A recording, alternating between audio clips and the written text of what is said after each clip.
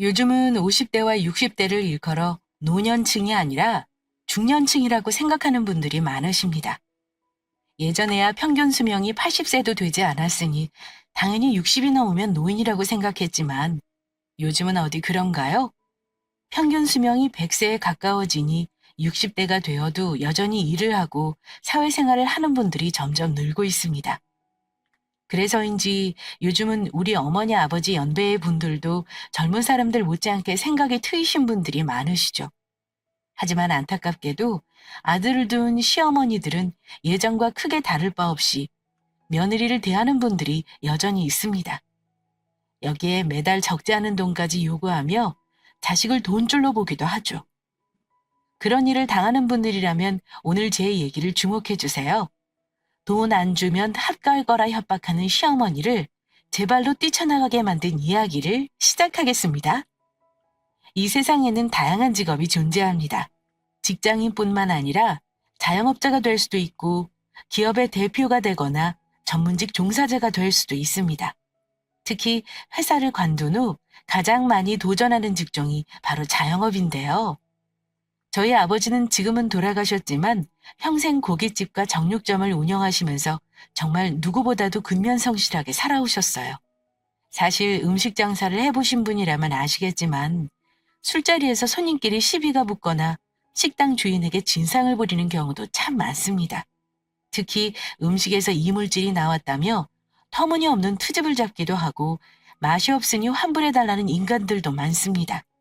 옆에서 지켜볼 때마다 당시 전 화도 많이 났었죠.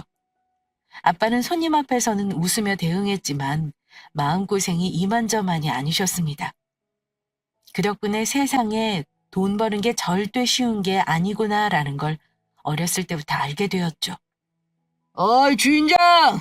잠시 좀 와봐. 아, 예. 무슨 일이십니까, 손님? 아니, 음식을 시켰는데 양이 너무 적은데 이걸 10,000원이나 받는다고? 내가 알바생한테 뭐라고 하니까 얘가 날 노려보네. 손님을 뭘로 하는 거야? 아, 그러셨습니까? 죄송합니다. 아르바이트생이 온 지 얼마 안 돼서요. 제가 잘 다 이르겠습니다. 진짜 그럴 것이지. 그리고 이거 가격 대비 양이 너무 적은데 그냥 절반만 받아. 아, 손님. 저희가 메뉴에 적힌 중량대로 조리가 된 거여서요. 아무래도 볶음 요리다 보니 고기가 쪼그라들면서 양을 적어 보실 수 있어요. 그리고 제가 사장이어도 정해진 가격을 당장 조절하기는 어렵거든요. 저희 가게 처음 오셨죠? 제가 서비스로 음료수랑 국수 한 그릇 드릴 테니 화 푸십시오. 그래? 주인장, 너무 돈 아까워서 이러는 거 절대 아니야. 음식이 좀 푸짐해야 다음에 또 기분 좋게 오니까 그런 거지. 아, 예, 그러시군요. 알겠습니다. 다음에는 좀 더 푸짐하게 담아보겠습니다. 이런 일들이 비일비재하다 보니 엄마는 이렇게 마음고생할 바에야 차라리 남의 밑에 들어가는 게 낫겠다고 푸념도 하셨습니다. 하지만 아빠는 세상에 쉬운 일은 없다며 그래도 좋은 손님들도 계시니 그분들 떠올리면서 열심히 해보자고 엄마를 달랬죠. 지금 생각해보면 아빠 멘탈이 정말 대단하셨던 것 같습니다. 솔직히 지금이야 손님이라도 갑질을 하면 온라인에 신상 공개까지 되니까 좀 자제하는 분위기지만 예전에는 그저 손님이 왕이라는 인식 때문에 정말 힘든 적이 많았거든요.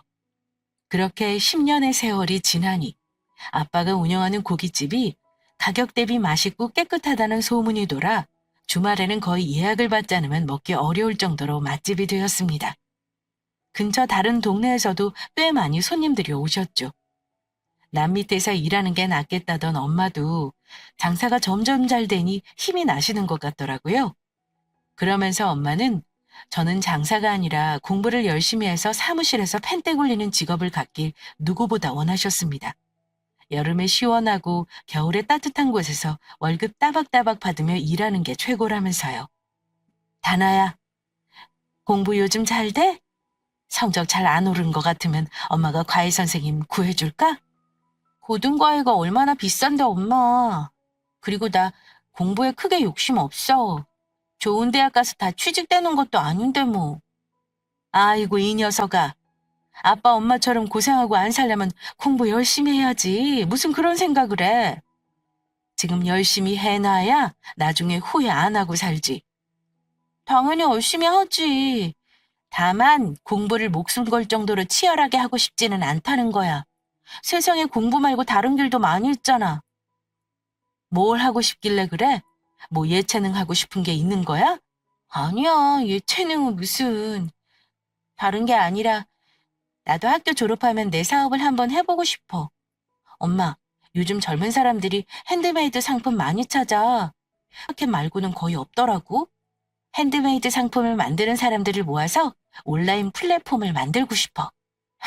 다나야, 네 마음은 알겠는데 사업이란 게 그렇게 마음먹은 것처럼 쉬운 게 아니다. 다 될 것 같으면 왜 사람들이 공부를 하겠니? 엄마 생각에는 대학 들어가고 나서 해도 안 늦을 것 같은데? 엄마, 기회가 아무 때나 오는 게 아니라 다 때가 있다잖아. 지금 온라인 시장에 뛰어들기 딱 좋은 시기인데 대학 들어가면 늦을 거야. 아빠 하시면 실망하실 텐데? 너 공부 잘해서 좋은 대학 갈 거라고 기대가 얼마나 크신지 아냐? 알지. 근데 내가 아빠 인생 대신 사는 건 아니잖아. 나 학교 졸업하면 이거부터 할 거야, 엄마. 사실 엄마야 제 의견을 그래도 대부분 받아주시는 편이지만 아빠는 제가 좋은 대학에 들어가야 한다는 생각이 정말 확고하셨어요. 그래서 제가 고등학교 졸업하고 사업 시작하겠다고 하니 반대가 엄청났죠. 결국 아빠의 상화에 재수학원에 들어가기는 했지만 이미 마음이 콩밭에 가 있는데 공부가 머릿속에 들어왔겠어요? 아빠 몰래 시작했던 온라인 사업은 생각보다 큰 주목을 받게 되었습니다. 당시 수공예 품을 한 곳에서 살 수 있는 마땅한 온라인 플랫폼이 없었거든요. 제가 기획한 앱은 10대와 20대에게 폭발적인 인기를 끌었고 기업의 투자까지 받게 되었습니다. 솔직히 매출이 아주 커서 떼돈을 많이 번 건 아니었지만 처음 시작한 사업이 성공했기에 말할 수 없이 뿌듯했죠. 전 여기서 안주하지 않고 배달 플랫폼 사업에도 뛰어들게 되었는데요. 친구 셋이서 시작했던 사업이 어느새 수십 명의 직원을 거느리게 되었고 저희 회사는 주식 상장까지 하게 되었습니다. 이름만 대면 아는 플랫폼 기업의 이사 자리까지 올라가게 되었죠. 30살도 되지 않았는데 성공했다며 주변에 칭찬을 들으니 쑥스럽기도 하고 솔직히 실감이 잘 안 나더라고요. 열심히 살도록 하늘이 기회를 주고 있는 것이라는 생각이 들었죠. 그러던 중 뜻하지 않은 일이 생겼습니다. 거래처에 갑자기 불이 나서 대금 지급이 어려워진 것입니다. 거래처 사장님은 충격에 쓰러지셨고 사장 아들이 저에게 찾아와서 정말 죄송하다며 본인 집을 담보로 대출을 받아 최대한 빨리 갚겠다고 하더라고요. 사정을 자세히 들어보니 벌어들인 수익 대부분을 공장 설비에 쏟아 부었는데 공장이 타버렸으니 거의 파산 지경이더라고요. 사람 일이란 것이 계획대로 되지 않는다는 걸 잘 알고 있었기에 그쪽이 안쓰러워 보였죠. 그래서 대금은 기간을 정하지 말고 천천히 갚고 액수도 원래 받을 금액의 3분의 1로 줄였습니다. 물론 다른 임원들은 반대했지만 제가 사정사정해서 겨우 합의를 볼 수 있었죠. 그리고 며칠이 지나자 사장 아들이 저를 찾아왔습니다. 너무 감사하다며 저녁을 사고 싶다고 하더라고요. 원래 회사와 연관된 사람은 사적으로 잘 만나지 않은 저인지라 마음만 받겠다고 거절했지만 이렇게라도 안 하면 마음이 편하지 않을 것 같다고 하더라고요. 너무 거절하는 것도 예의가 아닌 것 같아 저희는 함께 저녁을 먹게 되었습니다. 이사님, 지금 제 형편이 이렇다 보니 곱창에 소주 한 잔밖에 못 대접해드리네요. 나중에 다시 자리 잡으면 꼭 좋은 데로 모시겠습니다. 아이고, 아니에요, 대표님. 지금 상황이 이런데 마음 써주시는 것만으로도 감사하죠. 원래 사업이란 게 한 번 넘어지면 일어나기가 어려워서 그렇지 한 번 일어나면 그 다음부터는 두려울 게 없다고 하더라고요. 힘내세요, 대표님. 사실 전 진짜 대표도 아니에요. 아버지 살아계실 때 아버지 믿고 예산이고 뭐고 생각 안 하고 이것저것 저질렀어요. 사장 아들이란 거 빼고는 내세울 게 하나도 없었죠. 파산 정리되면 어머니랑 시골 내려가서 농사나 지을까 싶습니다. 왜 그렇게 약한 말씀을 하세요? 다시 일어나서 재기할 생각을 하셔야죠. 저도 도와드릴 수 있는 데까지 도울 테니까 이제 그런 얘기는 하지 마세요. 아, 예. 저기, 이런 말씀 드리면 실례인 줄 알지만, 이사님 혹시 지금 만나는 사람 있으신가요? 예? 저요? 전 만나는 사람은 없는데 왜요? 그게, 이사님 나중에 좋은 사람 만나시면 제가 너무 아쉬울 것 같아서요. 에? 그게 무슨 말씀이세요?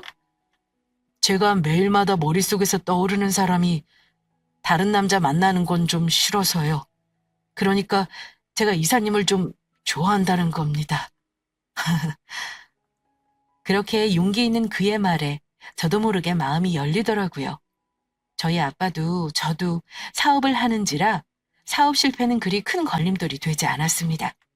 그가 파산 신고를 위해 여기저기 알아볼 때 저 역시 발벗고 나서서 도와주었고 큰 어려움 없이 정리가 되었죠. 물론 돌아가신 사장님이 워낙 인품이 좋으셨기에 돈을 빌려줬던 채권자들도 크게 반발하지 않고 잘 넘어가 준 것도 컸고요. 이후 연인이 된 제 남자친구는 시골에 어머니와 내려가는 것 대신 저희 회사의 경력직으로 입사하게 되었습니다.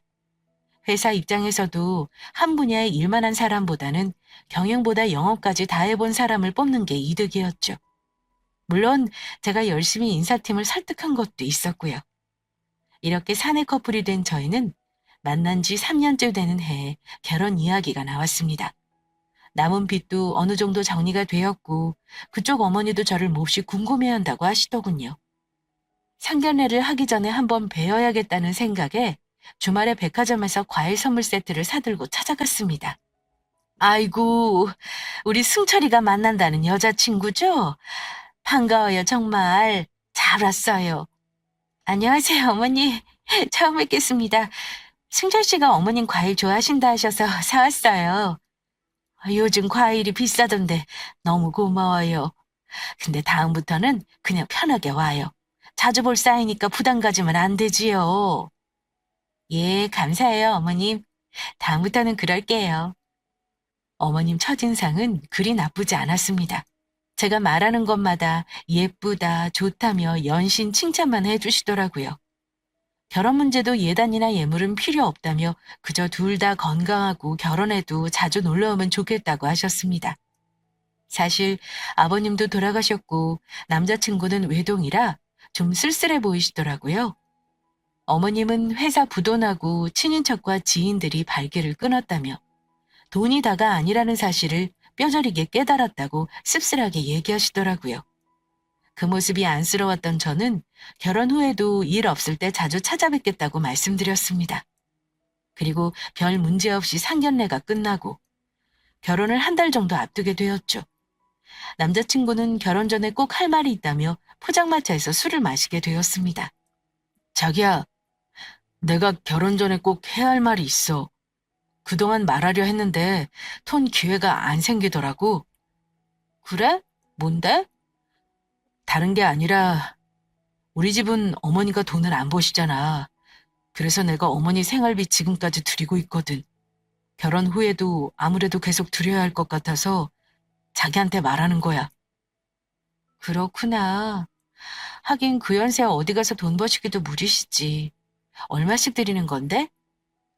생활비로 100만 원 정도 드리고 용돈으로 100만 원에서 총 200만 원 드려. 그래? 사실 적은 돈은 아닌데 어머니가 생활을 하셔야 하니까 뭐 어쩔 수 없지. 지금 우리가 못 버는 것도 아니고 여유가 있으니까 그렇게 그럼 맞춰 드리자. 정말이야? 자기가 이렇게 시원시원하게 말할 줄은 몰랐네. 솔직히 난 반대할 줄 알고 좀 걱정했었거든. 내가 이제 막 시작한 사회초년생이면 돈이 없으니 당연히 어렵다고 얘기했겠지. 근데 뭐 나도 또래에 비해서는 많이 받는 편이고 아직 우리가 애가 있는 것도 아니니까 그 정도는 드릴 수 있을 것 같아. 대신 명절이나 생신 때는 현금 대신 선물 정도만 드리자. 10만 원 안에서. 괜찮지? 그럼 당연하지. 이제야 나도 마음이 편하다. 고마워, 자기야. 사실 남자친구는 아버지가 계실 때도 돈 한 푼 허투루 쓰지 않는 사람이었습니다. 그래서 전 돈 가지고 크게 문제될 게 없을 거라 생각했는데 어머니에게 들어가는 돈이 있다고 하니 신경이 제법 쓰이더라고요. 결혼하기 일주일 전 어머님 댁에서 식사를 하는데 어머니가 기다렸다는 듯이 제게 이러시더군요. 이제 일주일 뒤에 결혼이니까 내가 좀 편하게 불러도 되겠지, 아가? 예, 그럼요. 편하게 말씀하세요, 어머님. 승철이한테 들었겠지만 아버지가 돌아가시면서 회사까지 부도가 나니 내가 승철이밖에 의지할 데가 없더구나. 각자 알아서 잘 살면 좋겠지만 지금 우리 집안은 그게 안 되는 상황이야. 앞으로도 승철이가 내 생활비는 계속 대줘야 할 것 같은데 그래도 괜찮겠니? 아, 예. 안 그래도 이야기 들었어요. 상황이 그러니 저희가 당연히 도와드리는 게 맞죠. 염려 놓으세요, 어머니. 아유, 참. 내가 어디서 이런 복덩이를 며느리로 들였나 몰라. 고맙다, 다나야. 너도 친정엄마가 계시지만 여기서 내가 엄마라고 생각하고 편하게 대해라. 정말요? 말씀만으로도 감사합니다. 좋은 게 좋은 거라는 말처럼 결혼을 한 3달 정도는 아무런 문제가 생기지 않았습니다. 주말에 일이 없으면 대부분 어머니를 뵈러 갔고 항상 저희를 반갑게 맞이해 주시더라고요. 음식 상차림이며 설거지까지 어머님과 남편이 해버리니 제가 할 일이 없어 민망할 정도였죠. 도와드리려고 해도 한삭고 귀한 남의 집 딸에게 일 시키고 싶지 않다고 하시더라고요. 돈을 드리는 걸 떠나서 참 좋은 어머니를 만났구나 하는 생각에 마음이 정말 편하더라고요. 그런데 이후 조금씩 상황이 달라지기 시작했습니다. 제게 전화나 톡으로 칭찬을 그리 늘어놓으시더니 끝에 가서는 본인이 필요한 것들을 사달라고 요구하시더군요. 다나야, 지난번에 갖다 준 소고기 잘 먹었다. 어떻게 그리 고기가 부드럽다니? 너무 맛있어서 나도 모르게 손이 자꾸 가더구나. 아, 어머니 그러셨어요? 거래처에서 선물로 들어온 건데 상태가 괜찮아서 드린 거예요. 다음에 선물 들어오면 또 갖다 드릴게요. 그랬구나. 고맙다. 우리 다나는 어찌 이리 엄마 생각하는 마음이 이쁜지. 내가 며느리는 참 잘 드린 것 같아. 이번 달 말에 승철이 이모 생일인 거 혹시 알고 있니? 이모는 평소 검소하신 분이니까 비싼 건 해드릴 필요 없고 나한테 돈 보내주면 내가 적당한 거 알아서 사서 보내드리마. 아, 이번 달에 이모님 생신이세요. 그럼 이모님 선물은 저희가 골라서 드리는 게 낫지 않을까요? 이모는 평일에 만날 건데 너희 평일에 회사 가야 해서 못 보잖아. 그날 점심 먹을 것 같은데 점심값도 보태주면 좋겠구나. 결혼식 때 이모가 축의금 많이 냈으니까 아깝다고 생각하지 말고. 아깝다니요? 아니에요, 어머니. 그러면 제가 식사비랑 선물값이랑 해서 20만 원 정도 보내드리면 괜찮을까요? 20만 원? 아이, 뭐 그것도 좋은데 요즘 물가가 워낙 올라서 그 돈 갖고 다 할 수 있을지 모르겠다. 아, 그러면 제가 30만 원 보내드릴게요, 어머니. 혹시 모자라시면 승철 씨가 드린 카드로 결제하세요. 아들이 준 카드인데 아까워서 어찌 내가 쓰겠니? 그래, 알았다. 예쁜 우리 며느리, 다음에 또 우리 보자. 이렇게 어머님은 친척 어르신 생신이 되면 며칠 전부터 전화하셔서 식사비와 선물값을 요구하셨고 저는 어머님 체면을 생각해서 그 돈을 다 보내드렸습니다. 어머님은 주변 지인들에게 며느리가 회사 임원인데 아주 돈을 잘 번다고 여기저기 말씀을 하고 다니시더라고요. 부담스러운 부분도 있었지만 제 칭찬이니 감사하게 생각하려고 노력했죠. 그런데 어머님의 행동은 날이 갈수록 점점 도를 지나쳤습니다. 다나야, 다음 달에 행사 많은 거 알지? 내가 보니까 명절도 있고 승철이 아버지 제사도 있고 친구들하고 여행 모임까지 있더라. 아, 명절하고 아버님 제사는 저도 알고 있는데요. 여행도 가세요? 날씨 좋으니까 조심히 잘 다녀오세요. 우리 예쁜 며느리 자랑하려면 친구들하고 여행도 가고 그래야지. 이번에는 좀 길게 일주일 다녀오기로 했다. 그러시군요. 어디로 다녀오시는데요? 아이, 그리 먼 데도 아니야. 제주도로 간다. 저희도 신혼여행 때 가보고 한 번도 안 가봤는데 좋은 곳 가시네요. 가서 재미나게 지내고 오세요. 그래서 말인데 평소에 다나 네가 주는 여행 경비보다 조금 더 줘야 할 것 같아. 요즘 물가도 많이 오르고 나도 밥도 사고 해야 해서 말이야. 아, 어머니 죄송한데요. 이번에 명절 용돈도 있고 아버님 제사에 드는 비용도 나가서 이번엔 좀 빠듯하거든요. 그래서 이번에 여행 경비는 드리기가 어려울 것 같아요. 이번만 저희가 매달 드리는 용돈에서 경비를 좀 쓰시면 안 될까요? 아니, 용돈은 내가 운동 다니고 사람 만나고 하면서 다 쓰지. 그럼 여행 간다고 집에 박혀서 아무것도 하지 말라는 소리냐? 그럼 명절 용돈 드리는 거에서 보태 쓰시는 건 어려울까요? 혹시 어머니 어디 큰돈 나갈 때 있으세요?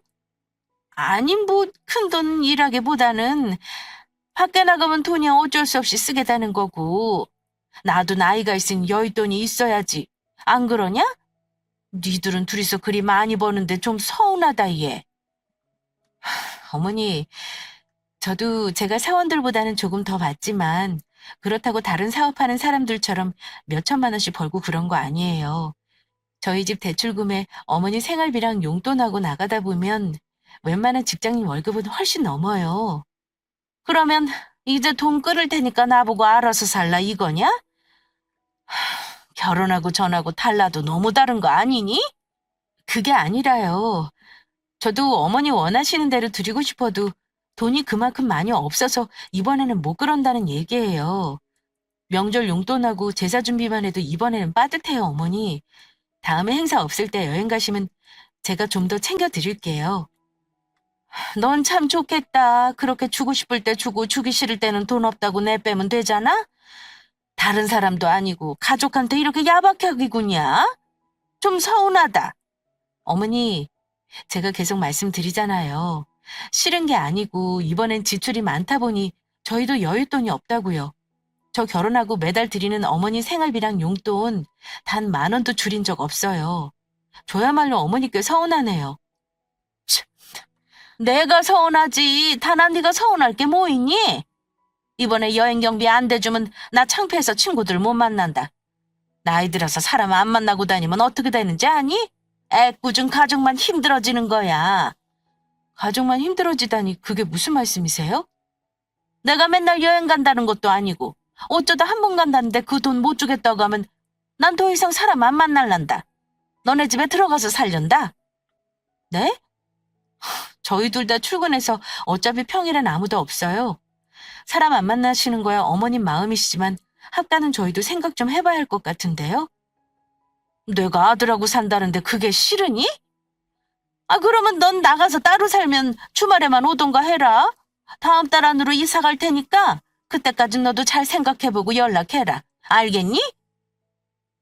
이렇게 말도 안 되는 이유로 어머니는 합가를 요구하셨고 전 어떻게 사람이 이리 하루아침에 변할 수 있나 싶더라고요. 저야 솔직히 나가서 따로 살면 편하겠지만 남편은 그건 절대 안 된다고 하더라고요. 무슨 이혼하는 사이도 아니고 시어머니 때문에 제가 나가는 건 말도 안 된다고요. 몇 날 며칠을 고민해도 답이 안 나오길래 전 회사에서 한숨만 푹푹 내쉬었습니다. 이 모습을 본 저희 회사 비서실장님이 말을 거시더라고요. 아니 이사님, 요즘 왜 그리 한숨을 크게 쉬어요? 집에 무슨 일 있으세요? 아, 가족 문제 때문에요. 실장님은 결혼한 지 오래되셨죠? 저야 뭐 몇십 년 넘었죠. 혹시 시부모님하고 다투기라도 하신 거예요? 아이, 뭐 간단하게 말하자면 돈 때문에 다툰 거죠 뭐. 그쪽에선 명절이나 행사에 드는 돈은 물론이고 여행 경비까지 제가 대주기를 바라더라고요. 그것 때문에 조율 좀 하려고 했더니 서운하네 어쩌네. 그래서 제가 마음이 좀 그러네요. 아유, 요즘도 그런 집이 있어요? 이사님, 제가 나설 일은 아니지만 조언을 혹시 해드려도 될까요? 아우, 그럼요. 저 원래 회사 일 아니면 사적인 얘기 안 하잖아요. 제가 오죽하면 실장님한테 이런 얘기 했겠어요? 그쵸? 이사님, 그냥 시부모님하고 함께 살고 싶다고 얘기 드리고 안방 내드리세요. 그리고 이것저것 요구하세요. 에? 전 부담스러운데 같이 살라고요? 네. 제가 예전에 시부모님이 하도 요구를 많이 하셔서 홧김에 합치자고 말해버렸거든요. 그래서 애도 봐달라, 밥도 해달라, 청소도 해달라 무진장 요구했더니 지쳐서 나가시더라고요. 이사님도 한번 그렇게 해보세요. 단 남편한테는 아무 말도 말고 무조건 합가하겠다고 말씀하시고요. 내 편은 만들어 놔야죠. 실장님의 얘기를 들은 전 더 이상 선택지가 없다고 생각하고 그대로 따르게 되었습니다. 남편에게 어머니와 함께 살자고 얘기하고 어머니께 연락드려 편하실 때 짐 싸서 오시라고 말씀드렸죠. 어머님도 솔직히 좀 놀라신 것 같더라고요. 같이 산다고 하면 제가 놀라서 더 돈 드릴 줄 알았는데 그렇게 하지 않고 합가에 찬성했으니까요. 결국 어머님은 용달을 불러 저희 집으로 이사를 오셨고 전 순순히 안방에서 지내시고 편하게 친어머니처럼 대하겠다고 얘기했습니다. 다음부터 본격적인 작전이 시작됐죠. 어머니 좀 일어나 보세요. 아니, 애가 지금 몇 시인데. 예, 아직 해도 안 떴는데 대체 무슨 일이야? 사람 잔 다 깨워놓고. 저 오늘 오전에 일해 블라우스 입고 가야 하는데 깜빡하고 어제 안 빨았어요. 급하게 지금 손으로 빨긴 했는데 드라이기를 좀 말려야 할 것 같아요. 어머니가 좀 말려주세요. 너 제정신이니? 아, 네가 실수로 깜빡한 걸 내가 왜 해야 해? 그리고 시어머니랑 같이 살면 아침밥도 차려놔야지. 너 밥은 해놨니? 어머, 제가 어제 엄마처럼 돼야겠다고 했더니 어머니께서 그러라고 하셨잖아요. 그리고 전 엄마랑 있으면서 아침밥 먼저 차린 적 생신날 빼고 한 번도 없어요. 지금 어머니 시간 없어요. 저 머리 감고 나올 테니까 옷 좀 빨리 드라이기로 말리고 있으세요. 저 미친 거. 밥상부터 차리지 못해? 어머님은 저를 향해 짜증을 쏟아부으셨지만 전 평소 아침대로 바쁘게 출근 준비를 하고 빵을 집어먹으며 괜히 거래처에 전화를 걸었어요. 물론 거래처에는 사전 양해를 구했고요. 평소보다 아주 바쁜 척하면서 어머니가 제게 말을 거실 틈을 못 주게 만들었죠. 그리고 빵 부스럭이며 어제 입었던 옷들을 가리키면서 이렇게 말했습니다. 아, 어머니, 천천히 아침 드시고 빵 먹은 접시는 간단하게 물로 한번 헹궈주세요. 어제 입었던 옷들은 어머니 옷 세탁하실 때 함께 돌리시면 돼요. 빨래 개는 거 귀찮으시면 세탁기 위에는 건조기 위에 넣고 휙 돌리시면 돼요. 건조기 쓰시는 거 모르시면 이따 저녁에 제가 설명해 드릴게요. 뭐? 내가 무슨 너네 집안일 해주러 들어온 줄 아냐? 퇴근하고 타나 네가 다 해야지. 저녁상도 좀 풍성하게 차리고 내가 왜 하니 그걸? 어머니, 제가 아까 말씀드렸는데 그새 까먹으셨어요? 저희 엄마처럼 돼야겠다고 말씀드렸잖아요. 저희 엄마는 저희 집 오시면 빨래랑 청소는 물론이고 저희 좋아하는 반찬하고 과일까지 다 깎아주세요. 그 정도는 해주실 수 있잖아요, 엄만데. 뭐라고? 아니, 엄마가 무슨 신고도 아니고 그걸 다 하냐? 그리고 난 니네 엄마도 아니고 시어머니인데 어디서 말 같다는 소리를 하고 있어? 전 말한 대로 하는 것뿐이에요.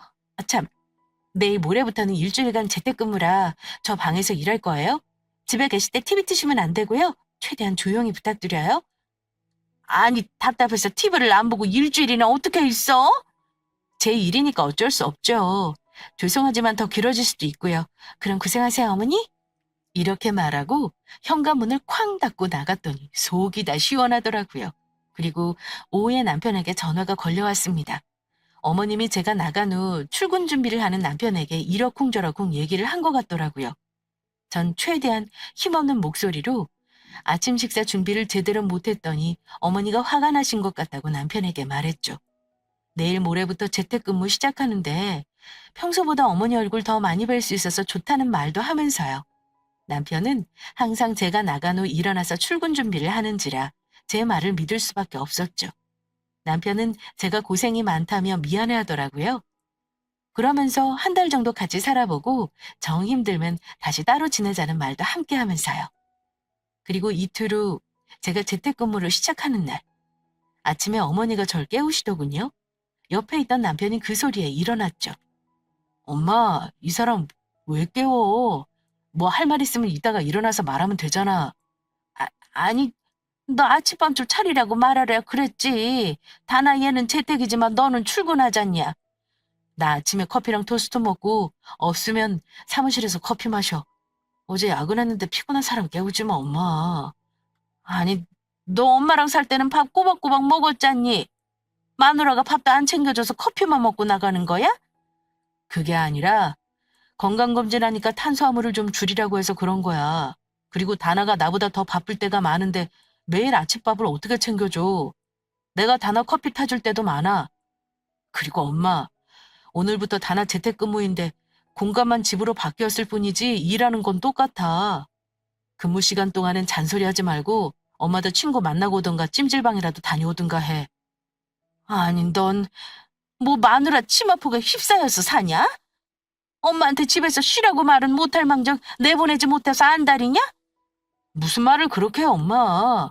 다나 제대로 일 못해서 회사 못 다니면 엄마 생활비랑 용돈은 누가 줘? 그거야 당연히 아들인 네가 주면 되지. 여태까지 네 돈에서 다 줬잖아. 아, 그건 결혼 전 얘기지. 결혼하고 우리도 대출도 있고 돈 모은 것도 있어서 엄마한테 들어가는 돈은 다 다나 월급에서 나가는 거야. 그러니까 다나한테 잘 좀 해줘.